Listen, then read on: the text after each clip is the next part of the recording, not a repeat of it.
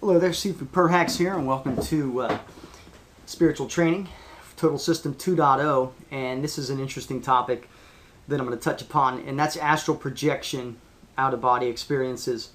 Next to the third eye, I get a lot of questions about astral projection, out-of-body experiences, how to do them, how long it's going to take, and so on and so forth. This is such a big topic, and we spend so much time on it with inside the Total System 2.0 that I can't really do it justice in a short video, but hopefully I can give you an understanding about it for those of you that have questions about it and kind of my views on how this works. And astral projection is spiritual travel.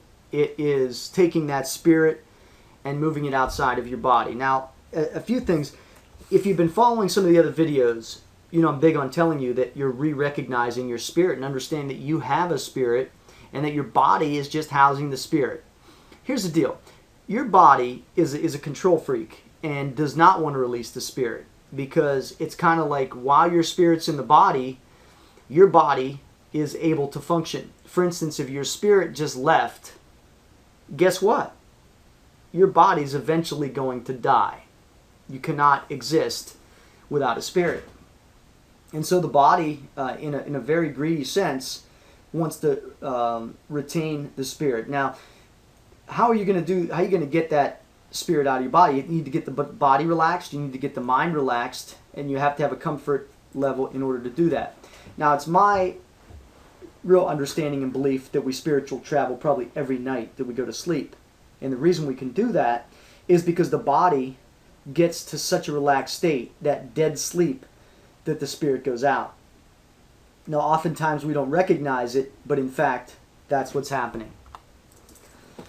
And what I want you to do is I want you to start programming yourself at night to recognize it. I want you to say, these very simple words.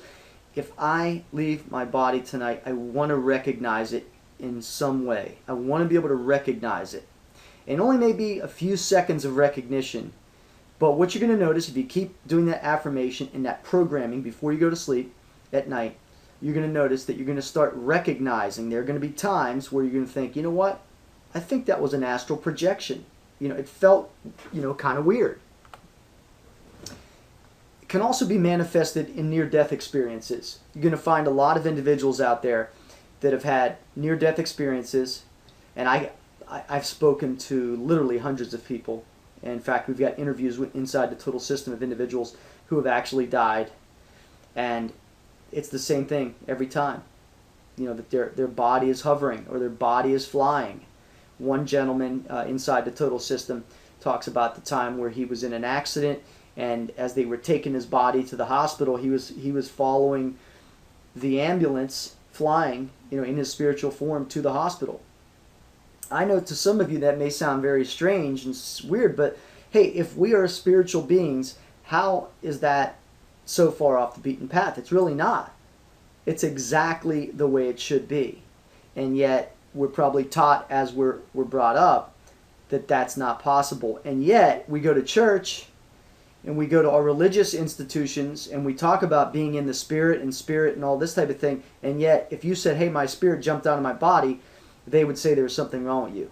Those two things just don't add up. It doesn't make sense.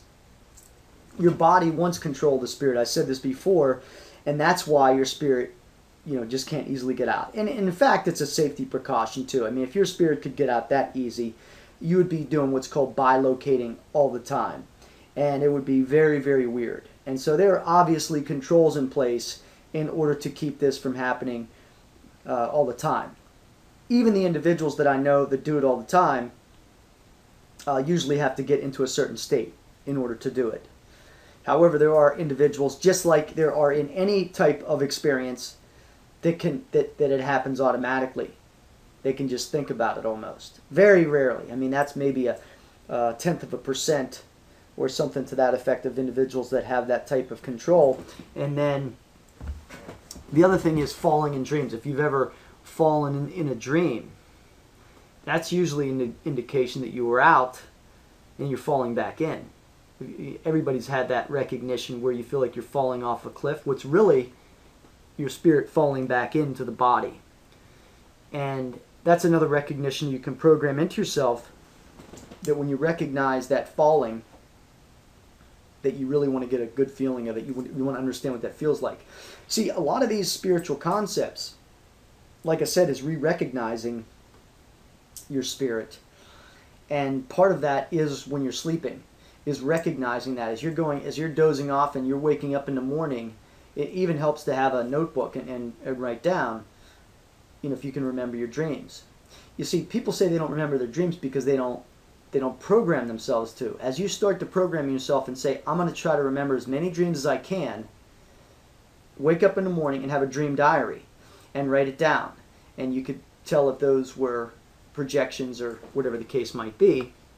And then the other thing is it can be spontaneous. A lot of times, Robert Monroe, one of the most famous individuals with out-of-body experiences, you can find his books everywhere, very interesting reads, I highly recommend them, his started out as spontaneous. I believe the story goes that he was watching TV and relaxing in his living room, and he would get out of his body.